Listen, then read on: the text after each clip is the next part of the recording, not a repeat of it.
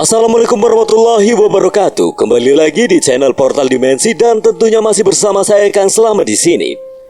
Kali ini Kang Slamet akan menceritakan sebuah kisah mistis yang berjudul Antasena Mahendra, Alas Talangan. Cerita ini ditulis oleh Ristori, dan sebelum kita masuk ke ceritanya, buat kalian yang belum subscribe channel ini, tekan tombol subscribe-nya terlebih dahulu dan tekan tombol notifikasinya agar kalian tidak ketinggalan cerita terbaru dari Portal Dimensi. Gak usah berlama-lama lagi, langsung saja kita masuk ke ceritanya. Alas Talangan.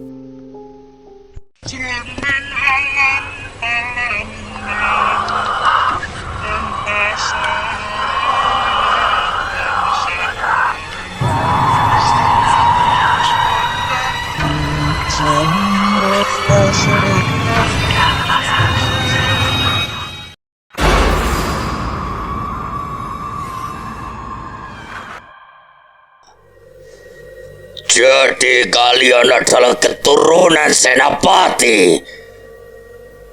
Benar. Aku adalah keturunan Senapati Jayandaru yang menyegel dirimu di Alas Talangan.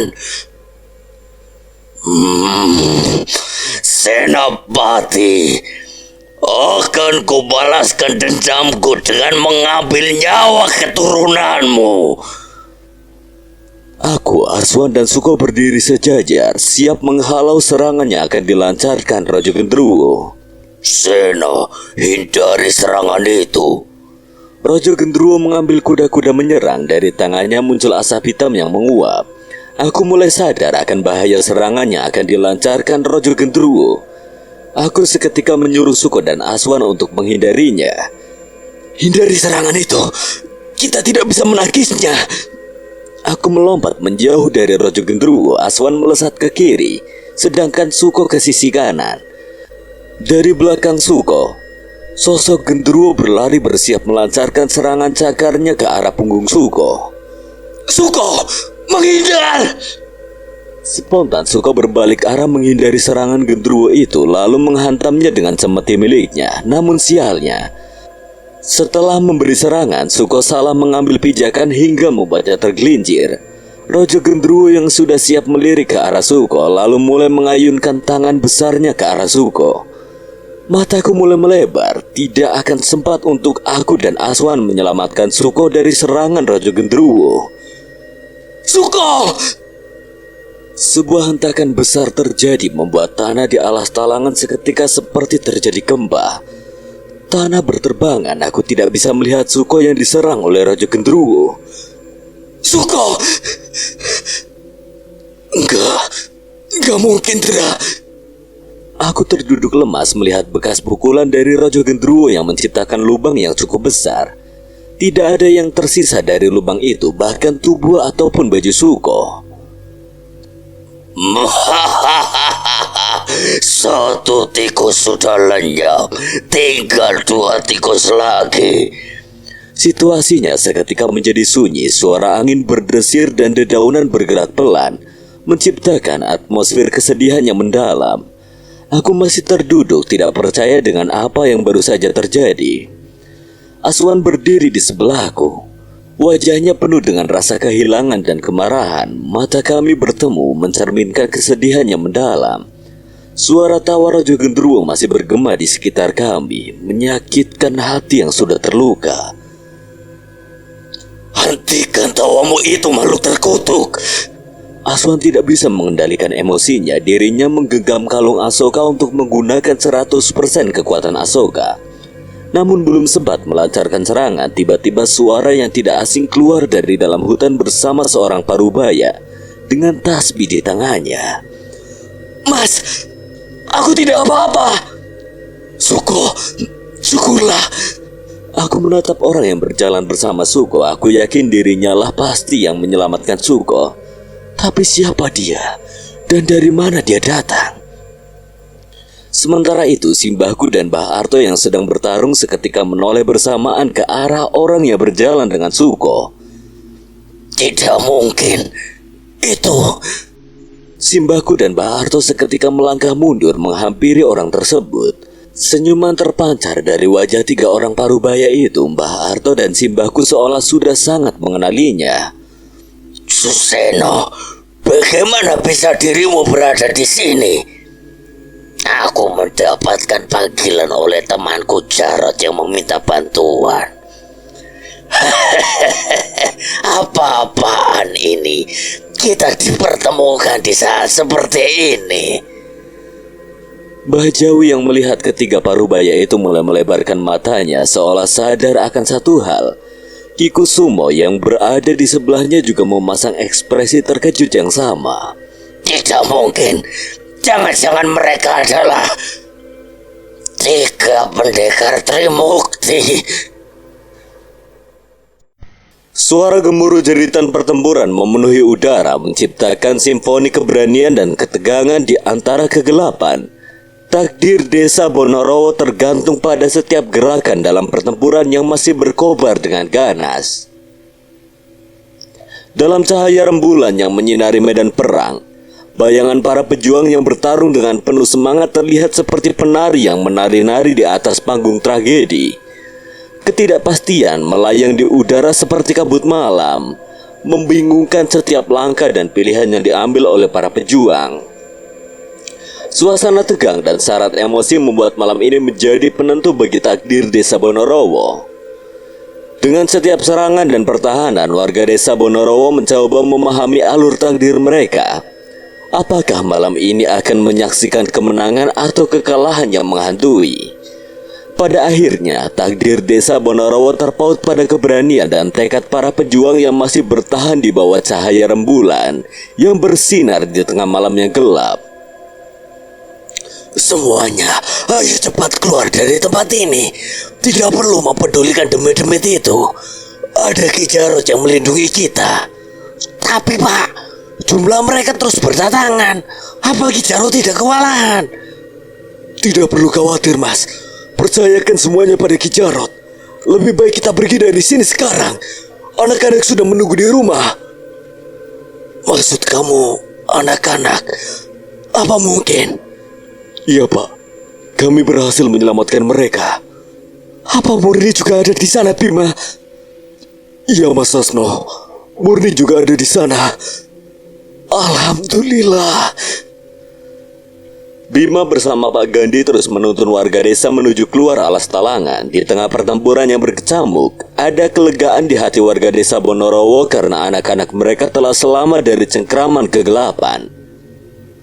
Ki Jarod di tengah perjuangannya melawan murid-murid Wirogeni dan Surogeni melihat warga desa mulai bergerak keluar alas talangan. Meskipun terus dihadapkan pada serangan yang ganas, Ki Jarod tak henti-hentinya memberikan perlindungan pada warga desa yang ia anggap sebagai keluarganya sendiri. Reza dan Kuncoro meskipun tidak memiliki keahlian bela diri sehebat Ki Jarod, tetapi semangat dan keberanian mereka tak tertandingi. Saat Ki Jarod berhasil menghantam musuhnya, Reza dan Kuncoro langsung mengambil kesempatan. Reza dengan penuh semangat melihat sekitarnya dan menemukan sebilah kayu yang dapat digunakan sebagai senjata. Ia mengayunkan kayu tersebut dengan gesit, menciptakan gerakan yang cukup efektif dan mampu mengenai musuh-musuhnya yang tidak waspada. Reza berteriak-teriak dengan penuh semangat setiap kali berhasil memberikan pukulan pada musuh. Ura, rasakan itu, benjut orang dasmu. Sementara itu, Kuncoro yang sebelumnya sempat terlihat ragu-ragu dengan sigap melihat sekitarnya dan menemukan batu besar yang cukup cocok sebagai senjata. Dengan gerakan yang konyol namun cukup efektif, ia berhasil melemparkan batu tersebut ke arah musuh-musuhnya. Meskipun aksi Kuncoro terlihat kocak, batu tersebut memberikan dampak yang cukup menghancurkan pada kelompok musuh. Ayo sini maju, tak bikin benjut dasmu. Kuncoro dengan satu matanya yang tajam dan penuh tekad berniat untuk mengincar salah satu musuh Ki Jarod yang tengah berhadapan dengannya. Dengan perhitungan yang cepat, Kuncoro melemparkan batu yang ia pilih dengan keyakinan tinggi. Ajian watu mabur. Batu yang ia lemparkan melayang ke udara mengarah ke tempat Ki Jarod yang sedang bertarung, namun alam berkata lain. Saat batu itu meluncur menuju target yang dimaksud, Kuncoro merasa bahwa bidikannya terlalu tergesa-gesa. Batu yang dilemparkan oleh Kuncoro dengan takdir yang ironis justru mengenai kepala Ki Jarod yang sedang berjuang mati-matian. Waduh, salah sasaran lagi. Ki Jarot yang merasakan benturan pada kepalanya menoleh tajam ke arah Kuncoro dengan pandangan penuh kekesalan. Kuncoro menyadari bahwa kesalahannya terlalu mencolok. Dengan sigap berbalik arah dan mulai berteriak pada musuhnya yang sebenarnya. Hei, jangan main batu kalau berani. Gunakan tangan kalian. Terkejut karena aksi Kuncoro yang tidak terduga, Reza berusaha menjauh dari pandangan tajam Ki Jarot yang memandangnya dengan penuh kemarahan. Namun belum sempat menjauh, Ki Jarot menggapai ke arah baju Reza. Hei, bocah kulo. Sapa bocah gondrong kuwi? Nggak tahu, Ki. Aku ora kenal. Awas kalau bohong. Akan ku buat dirimu tidak bisa kencing 2 minggu. Ki Jarot melepaskan cengkeramannya. Reza menelan ludah mendengar pernyataan Ki Jarot. Padahal dirinya tidak tahu menahu mengenai lemparan batu Kuncoro, tapi malah dirinya juga yang kena sasaran oleh Ki Jarot. Dasar kerucu, malah aku yang jadi kena sasaran. Ki Jarot kembali meladeni musuh-musuh yang berada di hadapannya. Sebagian dari mereka sudah mulai tumbang dan tidak berani melawan. Akibat serangan Ki Jarot yang tidak pandang bulu, bahkan Ki Jarot tidak segan untuk mematahkan tangan mereka. Ki, kasihan kalau tangannya dipatahin. Nanti mereka gak bisa cebok. Menang gue bocah kulo. Jika tidak ingin kupatahkan tanganmu juga. Untuk yang kesekian kalinya, Reza hanya bisa terdiam menelan ludah. Ki Jarot benar-benar tidak ragu. Dirinya beranggapan jika mereka masih menyerang berarti mereka sudah siap menanggung resikonya. Sementara itu satu persatu warga mulai keluar dari alas talangan atas arahan Bima dan Pak Gandhi yang memandu mereka. Warga desa bisa merasa sedikit lega karena sudah bisa keluar dari medan pertempuran yang menegangkan itu. Semuanya cepat pergi ke balai desa dan berlindung di sana. Tidak, Pak. Kami akan menunggu kalian di luar gerbang. Kami tidak akan pergi sebelum kalian kembali dengan selamat. Tempat ini tidak aman untuk kalian. Satu persatu warga melangkah berdiri sejajar bersama Sasno. Mereka saling pandang dan saling memberi isyarat sebuah anggukan. Lalu dengan tegas menolak permintaan Pak Gandhi. Benar yang dikatakan Sasno, Pak. Kami akan menunggu di sini hingga semua orang kembali. Kami sudah sangat bersalah pada Ki Jarot. Untuk itu kami akan menunggu dan ingin meminta maaf kepadanya. Kalian, biar para wanita dan anak-anak yang menunggu di balai desa, sedangkan kami akan tetap di sini, Pak. Bima melangkah mendekat ke arah Pak Gandhi lalu menggapai bahu Pak Gandhi sembari melempar senyuman dengan sebuah anggukan kepadanya. Pak Gandhi yang paham akan maksud anaknya itu seketika sebuah senyuman mulai tergurat di wajahnya. Suasana di gerbang alas talangan menjadi hening. Warga desa yang berdiri sejajar dengan Sasno menunjukkan tekad mereka yang bulat untuk tidak pergi dan menunggu hingga pertempuran berakhir. Pandangan mereka penuh penyesalan, merenungkan semua kesalahpahaman dan kecurigaan yang mereka timpakan pada Ki Jarot. Sungguh kami sudah sangat bersalah, Pak Gandhi. Kami tidak mengerti bahwa Ki Jarot hanya ingin melindungi kami. Semua ini kesalahan kami yang telah menuduhnya sebagai biang permasalahan dan tidak ingin mendengarkan perkataannya. Kami akan menunggu di sini dan ingin meminta maaf langsung pada Ki Jarot. Kami tidak bisa membiarkannya bertarung sendirian untuk melindungi desa kami. Pak Gandhi meskipun terkejut merasa bangga dan haru atas tekad warga desa. Bima yang masih berada di sampingnya mengangguk setuju merasakan kehangatan dan kebersamaan di antara mereka. Warga desa telah menyadari kesalahan mereka dan siap memperbaikinya dengan cara yang tulus. Baiklah kalau begitu, saya tidak bisa memaksa kalian. Namun kita tetap harus berhati-hati. Masih banyak demit-demit yang bergentayangan di sini. Saling menjaga dan selalu berdoa kepada Yang Maha Kuasa. Pak Gandhi sedikit merasa lega karena warga mau mengakui kesalahannya terhadap tuduhan Ki Jarot. Bima yang berada di sebelahnya menatap wajah haru orang tuanya, namun seketika senyuman di wajah Bima hilang begitu saja. Tatkala melihat luka memar di wajah Pak Gandhi. Pak, wajah Bapak kenapa? Kok sampai lebam begitu? Tidak apa, Bima. Ini hanya memar biasa akibat Bapak kurang waspada. Tidak, Pak. Bima tahu kalau itu adalah bekas luka pukulan. Siapa orang yang sudah menyakiti Bapak?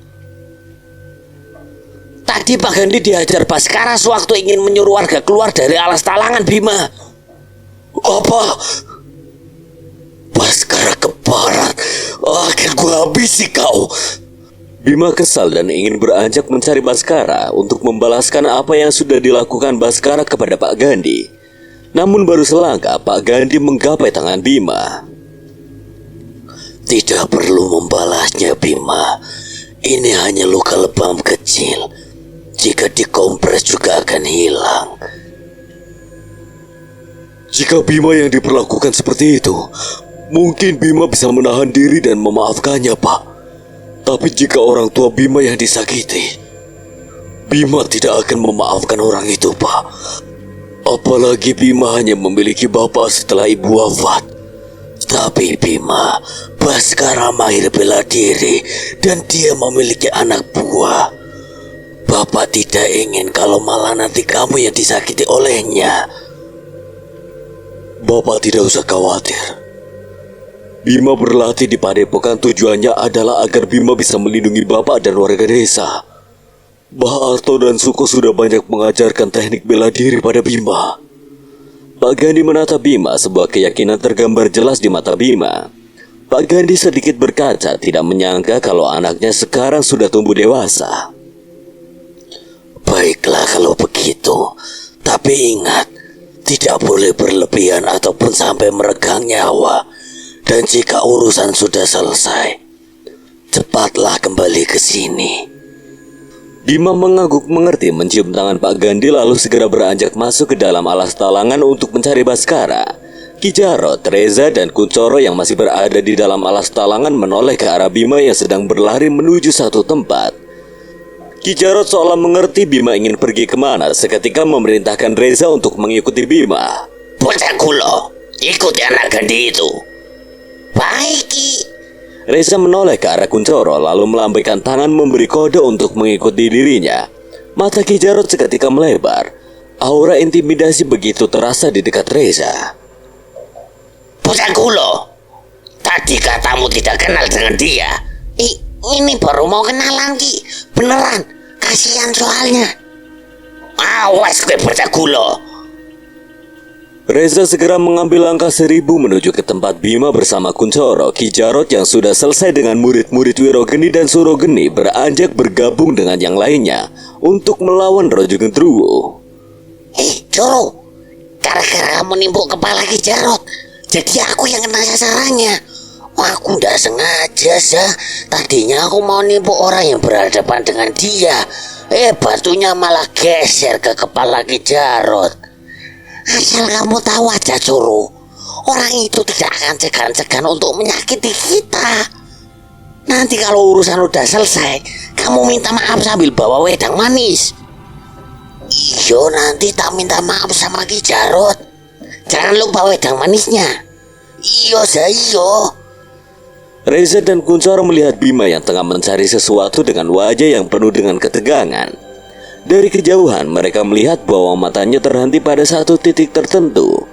Di sana Baskara bersama 5 anak buahnya berdiri memperhatikan pertempuran yang terjadi. Tanpa ragu Bima segera menghampiri mereka. Sebenarnya apa yang terjadi pada Bima? Reza dan Kuncoro segera menyusul Bima yang berlari ke arah Baskara. Wajah Bima penuh dengan kemarahan. Tanpa ragu dirinya menghampiri Baskara seorang diri. Baskara! Baskara dan anak buahnya berbalik melihat kedatangan Bima dengan tenang. Senyuman licik terukir di wajah Baskara seolah menantikan konfrontasi yang akan terjadi. Pertempuran di sekitar mereka membuat situasi semakin tegang dan saat itu juga Bima berhenti di depan Baskara dengan tatapan tajam yang penuh dengan kebencian. Reza dan Kuncoro yang baru sampai berdiri di sebelah Bima menanyakan apa yang sedang terjadi kepadanya. Ada apa, Bima?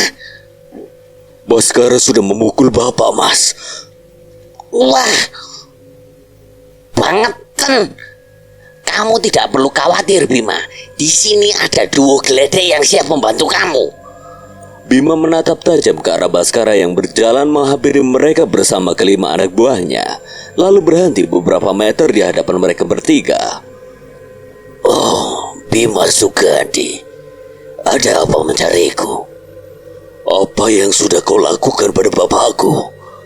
Aku menghajarnya karena dia sudah menghasut warga agar tidak melanjutkan ritual. Dia pantas mendapatkannya. Berarti aku juga pantas membalaskannya kepadamu. Memangnya apa yang bisa kau lakukan, ah?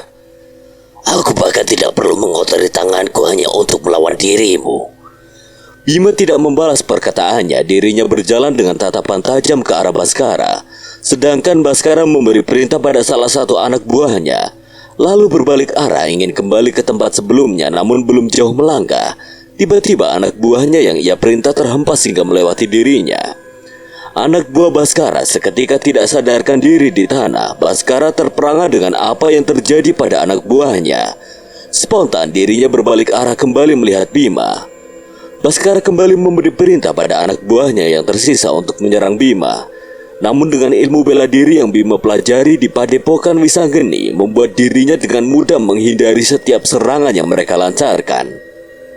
Ketika mendapatkan celah, satu persatu dari mereka terkena pukulan telak dari Bima hingga membuat mereka tersungkur ke tanah. Baskara membulatkan matanya, tidak percaya dengan apa yang baru saja terjadi. Sementara itu Reza dan Kuncoro saling pandang, bingung dengan kejadian tersebut. Dan kuat sekali dia, Zah. Aku juga nggak ngira kalau Bima bisa sekuat itu. Apa mungkin ini efek karena ingin membela orang tuanya, yo? Seiring dengan keheranan mereka, Baskara yang menyaksikan anak buahnya satu persatu tersungkur di tanah, merasakan kebingungan dan kemarahan yang tidak terbendung. Tatapannya tajam membidik Bima mencari penjelasan atas kekuatan yang melebihi ekspektasinya. Apa yang sudah kau lakukan pada anak buahku, Bima? Pasti ada sosok yang membantumu. Bima masih tidak menggubris perkataan Baskara. Dirinya tetap memandang ke arah Baskara dengan tatapan tajam mendekat ke arahnya. Hei anak buah bodoh, bangun, hadapi dia lagi. Satu persatu dari anak buah Baskara bersiap untuk berdiri, namun Reza dan Kuncoro yang melihat itu tidak membiarkan hal tersebut. Mereka berdua menghantam anak buah Baskara menggunakan batang kayu hingga membuat mereka seketika tidak sadarkan diri. Kalian tidur saja di sana. Baskara semakin panik melihat anak buahnya tidak berdaya. Tidak ada pilihan lain selain menghadapi Bima yang sedang marah. Dasar orang-orang lemah. Kalau begitu akan kuhadapi kau, Bima. Baskara mulai melancarkan serangan pada Bima. Kecepatan dan arah pukulannya melebihi anak buah yang sebelumnya dikalahkan oleh Bima. Kedua belah pihak menunjukkan keahlian bela diri yang luar biasa, menerapkan gerakan-gerakan presisi dan serangan-serangan cepat. Setiap pukulannya dilepaskan oleh Bima diantisipasi oleh Baskara, begitu pula sebaliknya. Dalam serangkaian pertarungan itu, detak jantung penonton hampir seolah terhenti. Pukulan dan tendangan mereka menghasilkan suara derap hembusan angin, menciptakan suasana yang tegang di antara kedua belah pihak. Bima dengan tatapan penuh tekad terus melancarkan serangannya, sementara Baskara yang semakin menyadari kekuatan lawannya mencoba bertahan dan menyerang balik. Tubuh Bima meliuk dengan lincah menghindari pukulan-pukulan Baskara dengan gerakan yang sangat gesit. Sebaliknya, Baskara yang tampak mulai kelelahan tetap gigih mempertahankan diri, menangkis sebisa mungkin setiap serangan yang datang. Mereka seperti dua penari yang mahir dalam tarian kehidupan dan kematian. Reza dan Kuncoro yang mengamati dari pinggir memegang erat batang kayu mereka, bersiap untuk melompat ke pertarungan apabila dibutuhkan. Tatapan mereka fokus pada setiap gerakan Bima dan Baskara, siap untuk bertindak sesuai keadaan. Kita harus siap menyerang kalau Bima kalah, Coro. Iya, Zah, tapi kayaknya Bima gak akan kalah. Aku sih mikirnya gitu. Ya wis, duduk dulu aja. Aku bawa ubi dari rumah Pak Gandhi. Wah, kebetulan perutku kosong gara-gara di perjalanan tadi. Reza mengeluarkan dua buah ubi rebus yang ia bawa di tas kecilnya, lalu duduk menikmatinya bersama Kuncoro sembari memperhatikan pertarungan Bima dan Baskara. Kita nggak nyusul Sena dan Astaza. Nggak usah, di sana banyak demitnya. Yo juga sih, serem yo. Suara seorang wanita tertawa tiba-tiba muncul dari arah belakang mereka. Reza dan Kuncoro terkejut mendengar suara tawa wanita yang tiba-tiba muncul itu. Mata mereka berdua melebar dan pandangan mereka saling bertemu mencerminkan keheranan dan kebingungan. Sementara mereka masih mencerna situasi, suara tawa itu terus terdengar. Perasaanku kok ndak enak yo. Iya Coro, aku juga. Reza dan Kuncoro mulai merasa tidak nyaman tatkala suara tawa wanita yang melengking itu muncul. Suaranya tidak terlalu keras, namun terdengar jelas. Coro, katanya kalau suaranya jauh berarti dia ada di dekat kita. Kalau suaranya dekat, dia berada jauh. Lah ini suaranya kedengaran jauh ya. Apa mungkin? Mereka kembali saling tatap dengan mata yang melebar. Ubi rebus yang berada di mulut mereka seketika ditelan begitu saja. Perlahan mereka mencoba memastikannya dengan menoleh ke arah suara itu berasal. Tepat di atas pohon tempat mereka memakan ubi, sosok kuntilanak hitam sedang asik duduk di dahan pohon sembari memainkan rambutnya yang panjang. Mamanya kuntilanak sih. Rasa takut mulai menyelimuti diri mereka. Kehadiran sosok kuntilanak hitam membuat bulu kuduk mereka tidak bisa berhenti bergidik. Reza dan Kuncoro membuang mukanya ke arah lain, berusaha untuk tidak memperdulikan kuntilanak tersebut. Namun hal tersebut malah justru membuat rasa takut semakin menjadi tatkala melihat penampakan lain dari arah mereka berpaling. Lah, ada pocong keling juga, Coro. Dari arah yang aku lihat juga ada si gondrong bertaring sa. Piye iki Coro? Ya aku juga ndak tahu toh sa. Mending kita gunakan kekuatan kita. Ayo Coro. Memang sudah tidak ada cara lain lagi selain menggunakannya. Reza dan Kuncoro seketika berdiri dengan masih memegangi ubi rebus di tangan mereka. Kamu siap Coro? Siap sa. Rasa takut yang tidak tertahan lagi membuat mereka tidak ada pilihan lain selain menggunakan ilmu yang mereka pelajari secara otodidak. Sembari berhitung, mereka mengambil kuda-kuda siap untuk melesat. 1, 2, lari! Jangan kayak aku belum sampai 3 udah lari duluan. Tungguin aku sa. Reza dan Kuncoro melesat menjauh dari tempat mereka memakan ubi tadi. Reza lari lebih awal meninggalkan Kuncoro. Tak ingin tertinggal, Kuncoro menyusulnya dengan kecepatan penuh. Sementara itu, Bima yang masih bertarung dengan Baskara mampu menunjukkan keunggulan dalam segi stamina. Wajahnya tak terpancar rasa lelah sedikit pun, dan setiap serangannya terukur dengan cermat. Di samping itu, Bima menunjukkan ketidakpuasan yang mendalam terhadap pukulan Baskara terhadap orang tuanya. Aku tidak akan pernah bisa menerima jika orang tuaku disakiti oleh orang sepertimu. Baskara yang mulai merasakan kelelahan berusaha untuk tetap bersikap sombong meskipun kenyataannya mulai membebani dirinya. Dia menunjukkan senyum angkuh meskipun keringat bercucuran di wajahnya. Kau pikir kau bisa mengalahkanku, bocah ingusan? Aku adalah Baskara dan tak seorang pun bisa menghalangi tujuanku. Keinginanmu untuk kaya telah membawa malapetaka pada desa Bonorowo. Kau mengorbankan kebahagiaan dan keamanan orang banyak demi ambisimu sendiri. Kau tidak tahu apa-apa, bocah. Setan terkutuk yang bersekutu denganmu mungkin memberimu kekayaan sesaat. Namun apa yang akan kau peroleh ketika seluruh desa hancur? Kekayaanmu akan menjadi kutukan bagi dirimu sendiri. Berisik kau bocah. Baskara kesal lalu kembali menyerang Bima. Rasa emosi membuat pukulannya tidak terarah. Dengan mudahnya Bima menghindari serangan tersebut. Ketika mendapatkan celah, Bima menghantamkan pukulan keras ke wajah Baskara hingga membuatnya terhempas dan tidak sadarkan diri di tanah. Sekarang kita impas Baskara. Di sisi lain, pertempuran di alas talangan menjadi semakin menegangkan. Roh-roh jahat yang diselimuti kegelapan terus berdatangan dari arah gerbang kuno. Mereka melayang di udara, mengelilingi alas talangan seperti bayangan-bayangan yang menakutkan. Ibarat hujan deras yang tidak kunjung reda, roh-roh jahat itu keluar satu persatu dari gerbang kuno, seolah memenuhi langit malam dengan ancaman yang semakin nyata. Setiap langkah mereka menusuk ke dalam tanah seperti cakar iblis yang mencengkeram hati desa Bonorowo. Makhluk setengah tubuh yang diselimuti melayang sembari mengeluarkan tawa yang mengerikan, kepala tanpa tubuh. Makhluk kurus dengan tangan panjang hingga ke tanah, bahkan sosok merangkak dengan tubuh menghadap langit juga menghiasi pemandangan alas talangan malam ini. Aku dan Aswan masih terperangah mendengar pernyataan Mbah Jawi dan Ki Kusuma mengenai orang yang dihampiri oleh Mbah Arto dan Simbahku. Banyak pertanyaan seketika menghujam pikiranku. 3 pendekar Trimukti. Apa yang dimaksud Simbah, Mbah Arto dan orang itu, Ndra? Aku sendiri juga kurang tahuan. Tapi aku pernah diberitahu sewaktu melihat lukisan 3 orang pemuda berpakaian serba padepokan di rumah Mbah Harto. Dirinya mengatakan kalau sewaktu muda dulu mereka bertiga selalu bersama.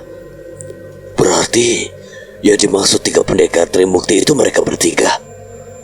Rasa heran sekaligus bingung memenuhi pikiranku, tapi jika diingat kembali, Ki Jarot sebelumnya pernah berkata kalau dirinya meminta bantuan oleh temannya yang merupakan salah satu dari 3 pendekar Trimukti. Terlebih lagi mereka melihat keterkejutan Mbah Jawi dan Ki Kusuma juga menambah keyakinanku. Lebih baik kita bernostalgianya nanti lagi. Setan-setan itu terus berdatangan. Akan bahaya apabila sudah masuk ke dalam desa. Simbahku dan Mbah Arto seketika berbalik arah lalu berjalan dengan sejajar mengarah ke tempatku. Entah mengapa aku seperti tidak asing dengan orang yang bernama Suseno itu. Ada hawa keberadaan yang sebelumnya pernah kurasakan. Jadi ini cucumu Antasena dan Aswanata. Iya Seno, iku putuku. Dan bocah yang kau selamatkan itu putune Arto. Harusnya kamu ajak cucumu Arlingga ke sini, Seno. Sayangnya dia sedang ada urusan lain toh. Aku masih melamun memperhatikan Suseno. Aku tidak tahu mengapa perasaan seolah mengenal dirinya begitu besar. Wes, nanti lagi ngobrolnya. Mereka sudah mulai menyerang. Seketika kami mulai berbalik arah demi pasukan Rojo Gendruwo dan roh-roh jahat yang keluar dari gerbang kuno mulai bergerak ke arah kami. Aku, Aswan dan Suko seketika mengambil posisi siap bertarung. Tombak Madusena, cemeti Amarasuli, keris panu biru sudah tergenggam di tangan kami masing-masing untuk melancarkan serangan. Namun tiba-tiba saat kami ingin menyerang, Simbahku, Mbah Arto dan Suseno melangkah lebih dulu melewati kami. Simpan tenaga kalian untuk mengalahkan makhluk besar itu. Aku, Aswan dan Suko seketika saling melempar pandangan. 3 orang parubaya yang dijuluki 3 pendekar Trimukti melangkah sejajar menuju sosok yang menyerang kami. Sudah lama sekali kita tidak bertarung bersama seperti ini. Kamu benar toh, sedikit membuatku teringat masa lalu. Kita beri pembelajaran untuk generasi muda bagaimana caranya menghadapi kegelapan. Puluhan demit mulai mengepung mereka bertiga dari segala arah. Samar terdengar sebuah bacaan dan doa dari mulut mereka bertiga. Simbahku mengeluarkan tasbih andalannya. Mbah Harto mengeluarkan sebuah keris kecil dari saku celananya, lalu membacakan sesuatu hingga membuat keris itu bersinar dan menjadi seukuran keris pada umumnya. Sedangkan Suseno, Tunggu, aku tidak asing dengan tasbih itu. aku terkejut melihat tasbih yang digenggam Suseno. Bentuk dan warnanya sama seperti tasbih milikku yang diberikan oleh Yai Seno. Tidak mungkin. Jangan-jangan dia. Kenapa, Ndra? Perhatikan tasbih yang berada di tangan Suseno, Wan. Aswan penasaran lalu mempertajam penglihatannya ke arah tangan Suseno. Itu bukannya tasbih kamu, Ndra? Iya, Wan. Tasbihnya mirip seperti punya aku. Bagaimana bisa berada di tangannya, Ndra? Aku sendiri kurang tahu, Wan. Tapi sekarang aku tahu siapa dia. Mungkin nanti aku akan bertanya untuk memastikannya. Pertarungan tiga pendekar Trimukti dengan puluhan demit yang mengelilingi mereka mencapai puncaknya. Sebuah doa yang diucapkan bersamaan oleh ketiganya menjadi seperti sebuah mantra yang memberikan kekuatan luar biasa. Setelah doa selesai, mereka menghentakkan kaki bersamaan, menciptakan gelombang angin dahsyat yang membuat semua makhluk yang berani mengelilingi mereka terpental. Demit-demit berserakan terhempas ke segala penjuru. Beberapa di antara mereka bahkan menghilang entah kemana, tak mampu menahan kekuatan spiritual yang dipancarkan oleh tiga pendekar itu. Suasana pun menjadi lebih tenang, seolah-olah alam sendiri menundukkan diri pada kekuatan yang dipancarkan oleh tiga pendekar Trimukti. Mereka bertiga benar-benar luar biasa. Cuma sekali hentakan semua demit berserakan. Simpan rasa kagummu untuk nanti, Suko. Sekarang lebih baik kita menuju raja terakhir. Tidak ingin berlama-lama memperhatikan kehebatan tiga pendekar Trimukti, aku, Aswan, dan Suko segera berlari menuju biang dari semua permasalahan yang ada di sini.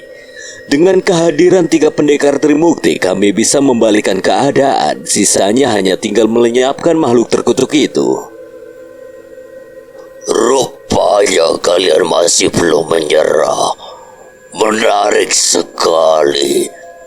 Sudah lama sekali aku tidak merasakan perasaan berdebar karena pertarungan.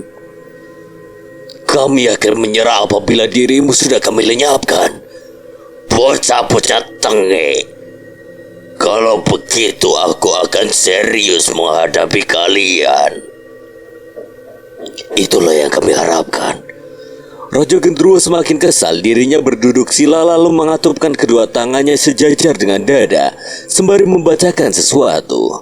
Tak lama setelahnya asap hitam muncul menyelimuti seluruh tubuhnya. Dengan wujud ini, aku bisa leluasa mengajar kalian. Perlahan dari dalam asap hitam yang lama-kelamaan mengecil, muncul sosok makhluk bertaring memakai baju kebesaran seperti kerajaan zaman dahulu. Wajahnya masih tetap mengerikan dengan dua tanduk yang menjulang di atas kepalanya, dan taringnya yang tajam mengancam. Tanduknya yang runcing seperti sepasang tombak mencuat dari sisi samping kepalanya. Matanya yang merah menyala menunjukkan kemarahan yang mendalam, dan gigi taringnya yang panjang menambah kesan menakutkan. Tubuhnya yang berotot menjadikan sosok Raja Gendruwo ini semakin menakutkan. Aku, Suko, dan Aswan memasang kuda-kuda siap bertarung, namun tiba-tiba hal aneh terjadi. Sepersekian detik dari kedipan mata, tiba-tiba sebuah pukulan menghantam kami bertiga hingga terhempas beberapa meter. Sepintas aku sempat melihat pergerakan cepat Raja Gendruwo, namun aku tidak sempat untuk menghindarinya. Tidak, Suko, kalian gak apa-apa. Gak apa-apa, Wan. Cuma agak sesak sedikit. Aku butuh waktu buat pulihin diri. Hanya Aswan seorang yang mampu menghindari serangan Raja Gendruwo menggunakan 100% kekuatan Asoka. Aku dan Suko masih terduduk mencoba mengambil napas sejenak. Aku akan mengulur waktu. Kalian pulihkan diri dulu. Tetap berhati-hati, Wan. Aswan melesat ke arah Raja Gendruwo dengan kecepatan yang luar biasa. Pertarungan pun kembali memanas. Raja Gendruwo yang berubah wujud semakin menunjukkan kekuatan yang mematikan. Aswan dengan lincahnya menghindari setiap serangan dan berusaha melancarkan serangan balik. Hebat sekali kau bisa menandingi kecepatanku. Bukan hanya mengimbangi, tapi aku akan mengalahkanmu. Sombong sekali kau bocah. Pertarungan antara Aswan dengan Raja Gendruwo semakin intens. Pergerakan keduanya hampir tidak bisa ditangkap oleh mata biasa. Hanya bayangan putih dan bayangan hitam yang mengeluarkan sebuah percikan ketika saling beradu. Bagaimana keadaanmu, Suko? Masih agak sedikit sesak, Mas. Sini biar aku bantu. Aku menyuruh Suko untuk duduk tegak, lalu menaruh telapak tanganku di punggungnya sembari membacakan amalan pemutih yang aku aliri ke tubuhnya. Bagaimana sekarang?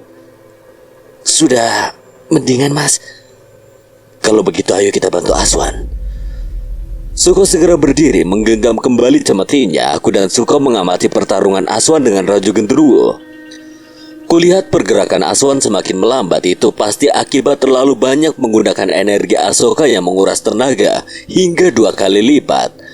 Terlebih lagi Aswan belum terlalu menguasai energi Asoka hingga sepenuhnya seperti saat ini. Karena kelelahan, Aswan jadi kurang fokus dalam menghindari serangan. Sebuah pukulan yang cukup keras menghantam perutnya membuat dirinya seketika terhempas hingga menabrak pohon. Aswan! Aku dan Suko segera menghampiri Aswan yang terbatuk mengeluarkan cairan merah dari mulutnya.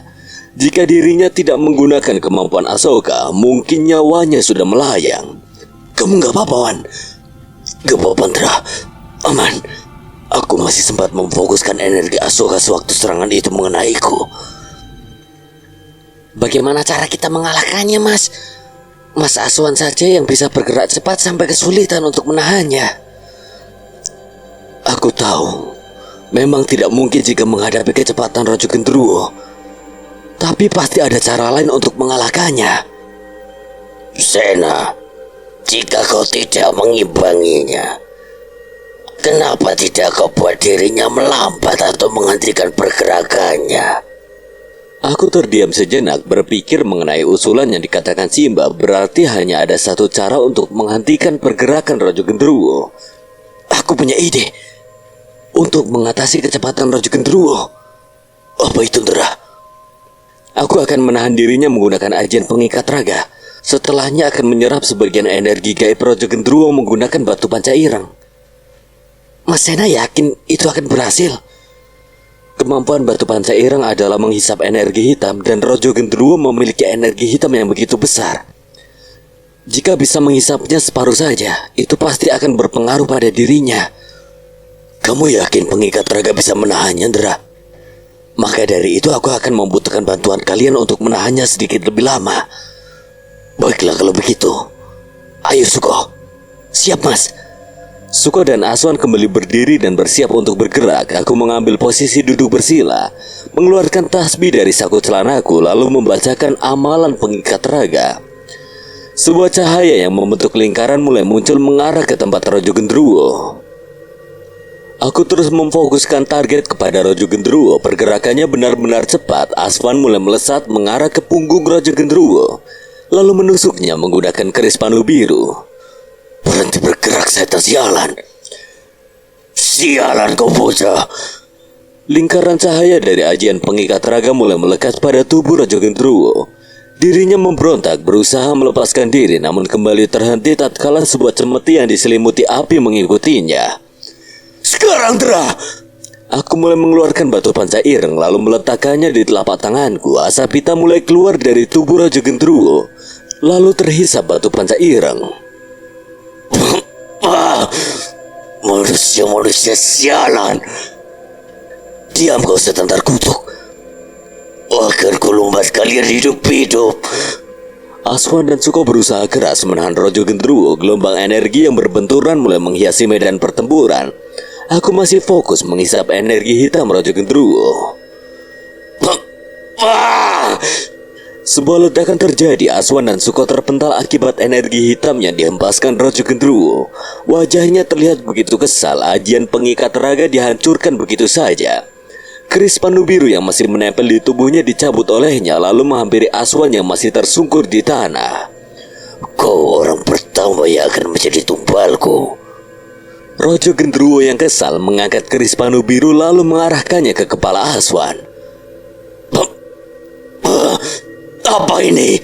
Sebuah tombak yang diselimuti energi putih menancap di tubuh Raja Gendruwo. Tanpa berlama-lama lagi, aku melancarkan sebuah pukulan ke arahnya. Dengan tangan yang sudah memerah akibat kubacakan ajian Braja Musti. Sebuah ledakan besar terjadi, disusul terhempasnya Raja Gendruwo. Tubuhnya menabrak pepohonan hingga tumbang. Tombak Madusena terlepas dari tubuhnya lalu kembali ke tanganku. Di sisi lain, Mbah Jawi dan Ki Kusumo tidak menyangka kalau kami bisa menyerang Raja Gendruwo. Apa kau terkejut dengan kemampuan anak-anak itu, Jawi? Jangan terlalu berharap kalau mereka bisa mengalahkannya. Raja Gendruwo bukanlah sosok sembarangan. Tidak ada yang tidak mungkin jika Gusti Allah sudah berkehendak. Mbah Arto dan Mbah Jawi kembali saling serang. Ilmu bela diri mereka berdua memang berada di tingkatan yang berbeda. Namun Mbah Arto terlihat lebih unggul dari Mbah Jawi. Setiap serangan yang dilancarkan dengan mudahnya dihindari oleh Mbah Arto. Aku masih tidak menyangka kalau Arto keturunan sang pengkhianat merupakan salah satu dari 3 pendekar Trimukti. Kau tidak perlu menganggap Wisanggeni sebagai pengkhianat. Anggap saja kalau kami tidak pernah mengenal kalian. Dasar tidak tahu diuntung. Jika tidak ada Doropati Geni, kalian hanya sampai yang tidak berguna. Lebih baik menjadi seseorang yang tidak berguna namun tidak menyusahkan orang lain, daripada berguna hanya untuk menyesatkan orang lain. Sebuah ibarat yang terlalu naif. Berguna untuk menyesatkan orang lain adalah satu kehormatan. Kehormatan sejati terletak pada kebaikan yang kita lakukan pada sesama. Berguna untuk menyusahkan orang lain hanyalah sebuah kehormatan palsu yang akhirnya membawa bencana pada diri sendiri dan juga orang lain, Jawi. Mbah Jawi terdiam sejenak, namun ekspresinya tidak berubah. Ia masih yakin dengan prinsipnya yang sesat. Pertarungan antara keduanya semakin sengit, tidak hanya secara fisik, tapi juga dalam pertukaran argumen dan prinsip hidup. Pertarungan antara Mbah Jawi dan Mbah Arto semakin memuncak. Mbah Jawi dengan lincahnya mengeluarkan sebilah keris dari punggungnya, melambungkannya di udara dan dengan gesit menangkapnya di udara. Saat keris itu keluar dari warangkannya, aura hitam yang pekat menyelimutinya, menciptakan atmosfer yang mencekam. Mbah Arto yang menyaksikan gerakan tersebut merespon dengan segera. Ia juga menggenggam erat kerisnya, lalu dengan tegas membacakannya sesuatu. Api menyala mengelilingi keris miliknya, membentuk selubung api yang menyala-nyala. Bentrokan kedua energi tersebut menciptakan suara gemuruh dan kilatan cahaya yang memenuhi tempat itu. Seakan-akan dua kekuatan gaib tersebut sedang beradu untuk menunjukkan siapa yang lebih perkasa. Mbah Jawi melepaskan serangan dengan kerisnya yang diselimuti aura hitam. Setiap ayunan kerisnya membawa ancaman yang serius dan udara terasa berat oleh kehadiran kekuatan gelap yang dibawanya. Sementara itu Mbah Arto berdiri dengan kokoh siap menghadapi setiap serangan. Mbah Arto tanpa ragu menghadapi serangan itu dengan kerisnya yang menyala-nyala. Api yang membara membakar udara di sekitarnya, menciptakan lingkaran panas yang melingkupi mereka berdua. Percikan api menyala terlihat memantul di sekitar tempat pertarungan. Rupanya kau memiliki keris yang cukup menarik. Akan kurebut keris itu setelah menghabisimu. Rebut saja jika memang kau bisa melakukannya, Jawi. Sementara itu di tempat yang tidak jauh dari pertarungan antara Mbah Arto dan Mbah Jawi, pertarungan antara Simbahku dan Ki Kusumo mencapai puncaknya. Simbahku menggenggam tasbihnya dengan erat, menandakan bahwa dia telah serius untuk mengalahkan Ki Kusumo. Aku pernah mendengar cerita mengenai 3 pendekar yang menjadi pahlawan dalam satu tragedi besar di timur Pulau Jawa. Dan salah satu dari mereka mengalahkan setan terkutuk yang membawa bencana tersebut. Dia bernama Arya Sena Jayandaru. Apa itu dirimu? Apa aku harus mengatakannya padamu? Siapa aku kurasa itu tidak perlu. Jadi benar itu dirimu? Sudah kukatakan kalau aku tidak perlu mengenalkan diri oleh orang-orang sepertimu. Aku hanya ingin memastikan seberapa hebat orang itu hingga bisa mengalahkan setan itu seorang diri. Pertarungan mereka berdua semakin sengit. Ki Kusumo bertanya tentang kehebatan Arya Sena Jayandaru, dan Simbahku menegaskan bahwa identitasnya tidak perlu diungkap kepada orang sepertinya. Ki Kusumo yang ingin menguji kekuatan lawannya terus melancarkan serangan. Simbahku menghantam wajah Ki Kusumo dengan pukulan telak. Cairan merah segera mengalir dari ujung bibir Ki Kusumo. Akan aku balas kau. Kesal dan penuh kemarahan, Ki Kusumo merespon dengan serangan balasan. Ia menggenggam erat tongkat di tangannya sejajar dengan kepalanya dan mulai membacakan mantra. Aura mistis memenuhi sekitarnya dan tongkatnya berubah menjadi trisula menciptakan senjata yang lebih mematikan.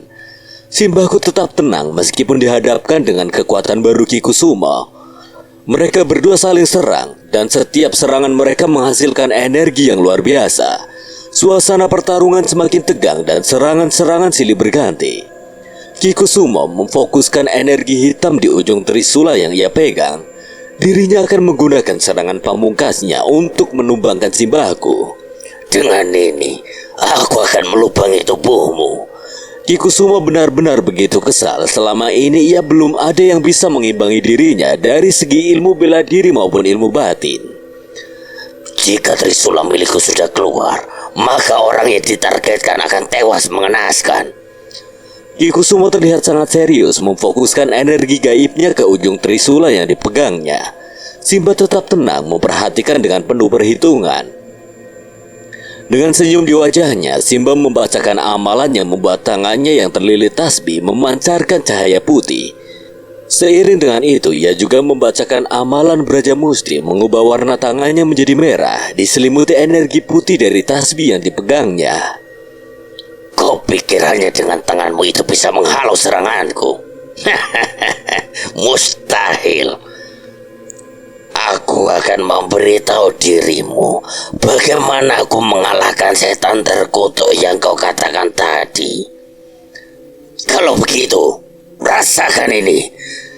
Sebuah trisula dengan ujung hitam pekat melesat dengan cepat ke arah Simbaku.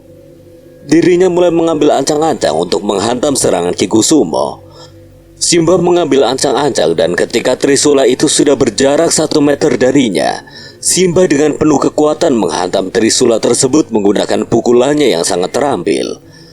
Terjadi benturan hebat antara serangan Simba dan trisula Ki Kusumo.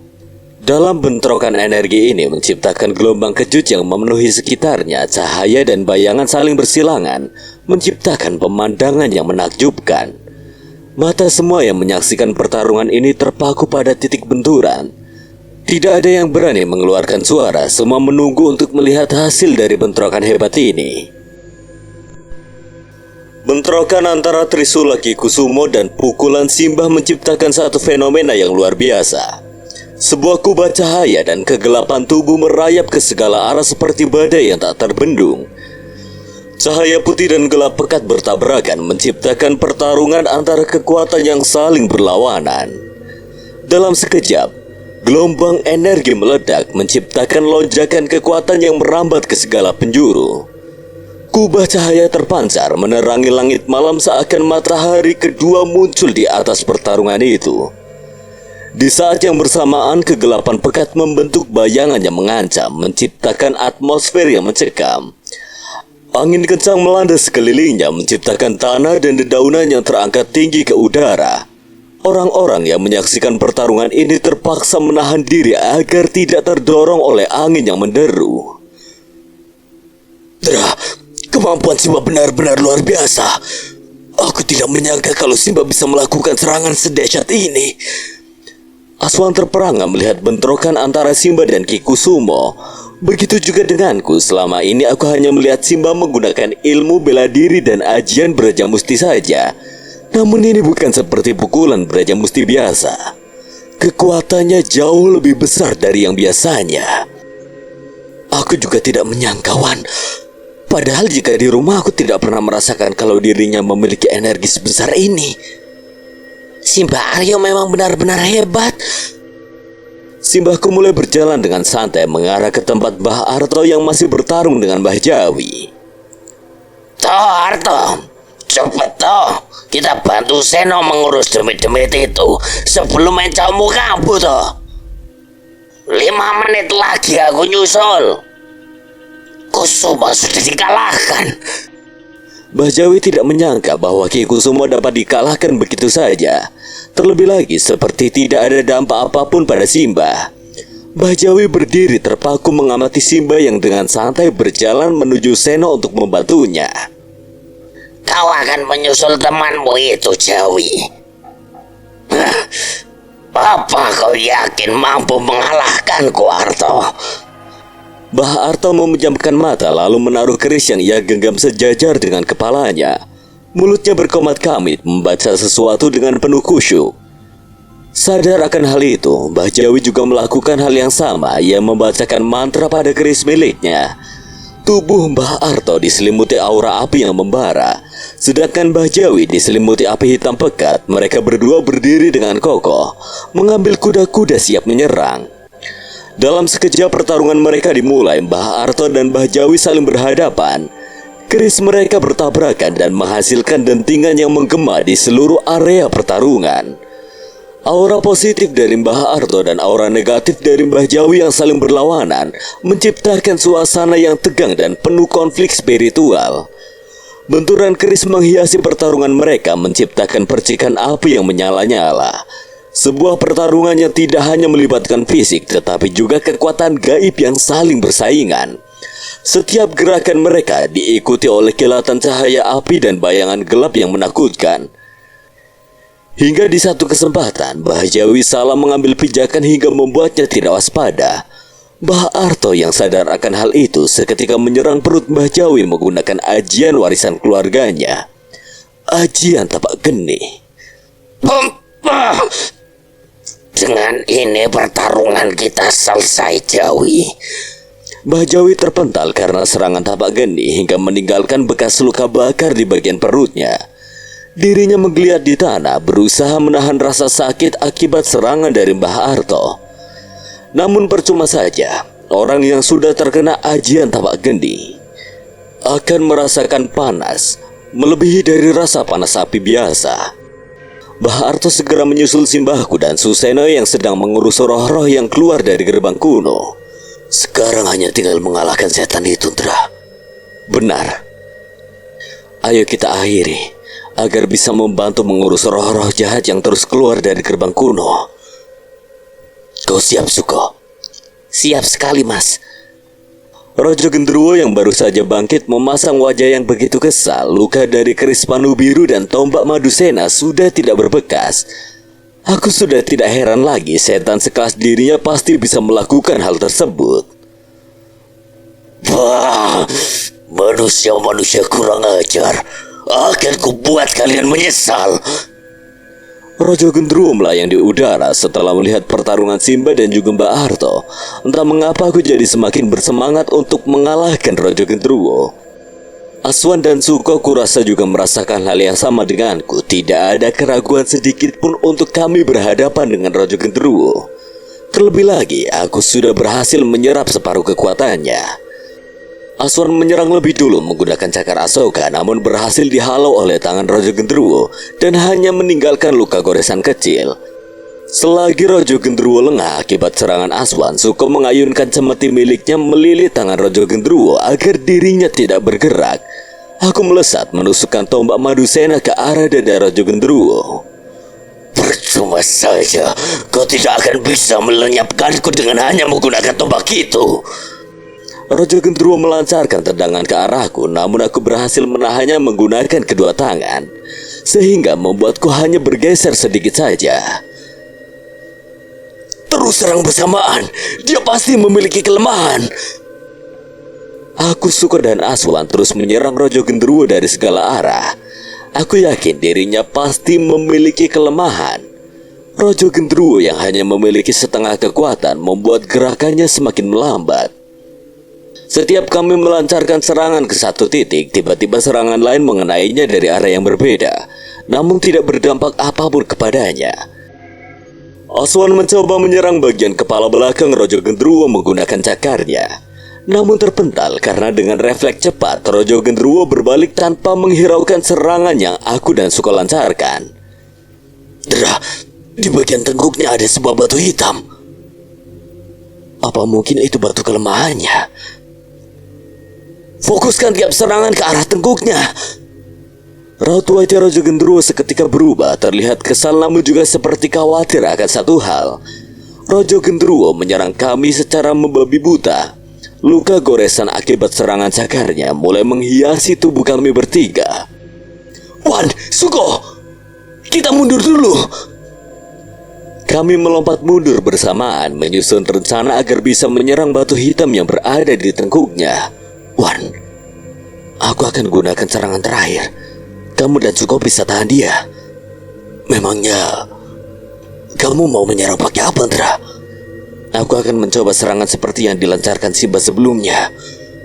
Kamu gila, Ndra. Apa kamu lupa perkataan Simba? Kalau kamu hanya boleh menggunakan pukulan beraja musti 3 kali saja. Insya Allah nggak akan kenapa-napa, Wan. Tidak ada jalan lain lagi. Aku harus menggunakannya.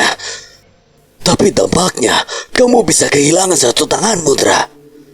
Bukan masalah bagiku kehilangan 1 tangan daripada harus melihat banyak nyawa orang lain melayang. Tapi Ndra, Wan, percaya sama aku. Aswan terdiam menatap mataku yang penuh keyakinan akan melakukan serangan tersebut. Setelahnya Aswan kembali berpaling seraya berucap, baiklah kalau memang itu mau kamu. Tapi jika kena damprat Simba, jangan bawa-bawa aku. Aku tersenyum bersyukur Aswan bisa mempercayaiku.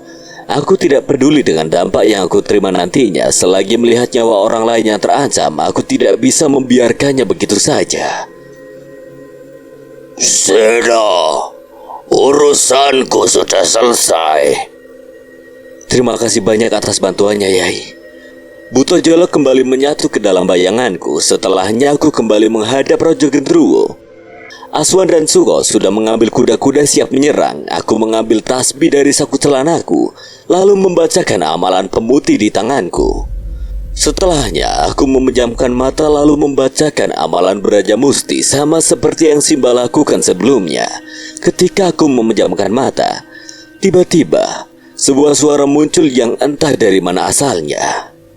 Selaraskan hati dan pikiranmu, lalu fokuskan pada kepalan tanganmu. Siapa kamu? Tidak ada jawaban lagi dari suara tersebut, namun entah mengapa aku merasa begitu tenang ketika mendengar suaranya.